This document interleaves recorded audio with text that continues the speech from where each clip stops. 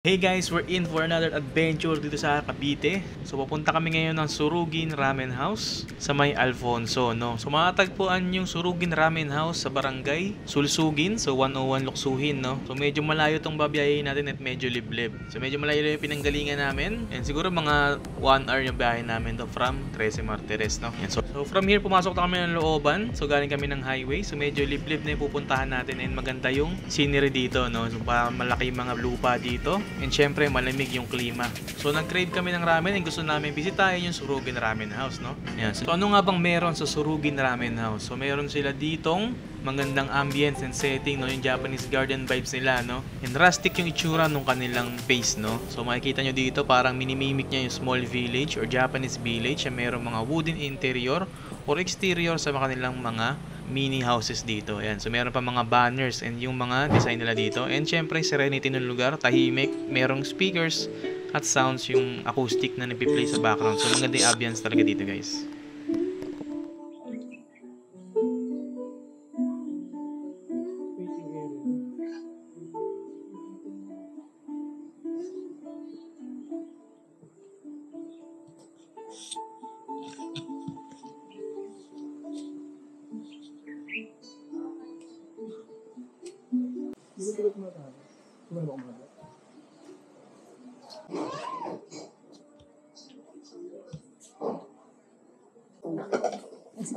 Ay, may lang naubo. Humigay sa Surugin Ramen House Ay, dito kasi sa meron din pala dito ang dami. Alfonso, Cavite. Sa likod nito.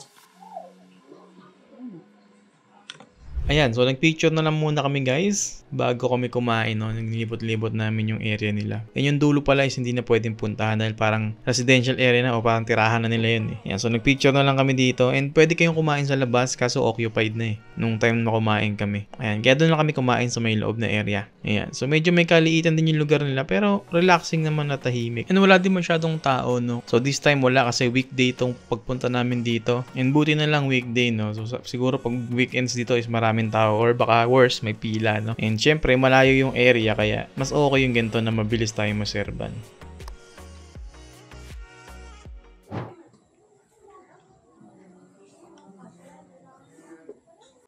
Tara, order na tayo. Wala pa. Ano po? Order pa kami. Ayan po, pasok na lang po, sir. Sige po. Thank you. Hmm? Ano gusto? Magkakanin ka? Rice meal? Hindi, gusto ko tignan ng kanin nila. Masarap. The seller natin ng sarami. Puro I meant that's for Udorican. Silang apat po. Sige po. Akin churami. Sige. Akin yung Odori. Okay, sir. Ano po? Repeat order ko lang po. Isang churay may isang Odori ramen, isang tempura 4 pieces, dalawang order po ng bowl.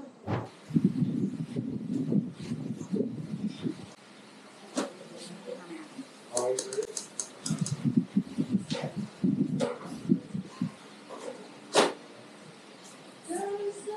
Sabi lang sa'yo. Ay, sabi lang sa'yo. Ano yan? Ito po. Pwede naman yung tikot. Tagino. So, ang in-order namin dito is yung Odori Ramen, tapos yung Churaimen na dapat maanghang. So, medyo maanghang naman. Saktuhan lang, tapos 2 plate ng gyoza and 4 pieces na ebi, tempura, no. So, okay naman, nagustuhan ko yung gyoza nila. Juicy naman, and pasok sa panlasa ko. Yung Odori naman, yung sa akin, dapat creamy. So, hindi ko natikman yung cream masyado. Tapos yung Churaimen naman is sakto lang, medyo maanghang. And syempre, nakulangan din ako sa slice ng pork, kasi isa lang yung slice ng pork dito, no. Parang tag-isa lang ata, or isang piraso lang talaga, tapos leafy greens and yung nori parang wala. And hinanap ko rin yung pickled na ginger kung sakali, no, tsaka yung fish cake. So wala rin yun, no. Pero okay lang, nagustuhan ko rin naman yung lasa. So personal preference ko lang yung sa ramen ko na inaasahan kasi mahilig ako sa creamy na ramen, no.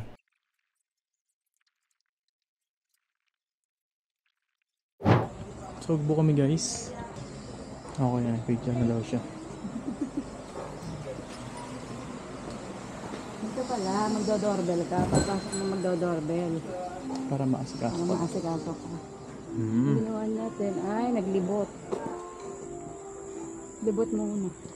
Hindi kasi, baka kasi bumaba ng bigla yung ano, araw, di ba? Naligo tayo. Tara, I can go to this. Ang ganda rin dito guys. Maaliwalas lang, tsaka presko. Presko dito. And yun guys, paalis na kami sa Surugin Ramen House and definitely babalik kami sa ramen house na to, no? So masarap yung kanilang luto and especially yung gyoza nila, no? So sobrang juicy ng gyoza. So babalikan namin to and try namin, no? Kasi hindi na kami nakakain sa labas dahil occupied na yung open area nila. Nakapag-picture na lang kami tapos na kami kumain ng may open area na, no? So recommended guys na bisitahin nyo yung Surugin Ramen House. Yung ramen niya is okay lang, sakto lang yung ramen niya, pero yung maganda dun is yung tahimik, yun yung pinakagusto ko, tahimik yung area and malamig, no? So yun guys, i-visit nyo yung Surugin Ramen House, no? So kung meron kayong mga katanungan, suggestion, so comment down below and syempre pakilike na rin yung ating video at pa-share na rin, no? So hanggang dito na lang ating video guys, kita-kits tayo sa susunod ng gala.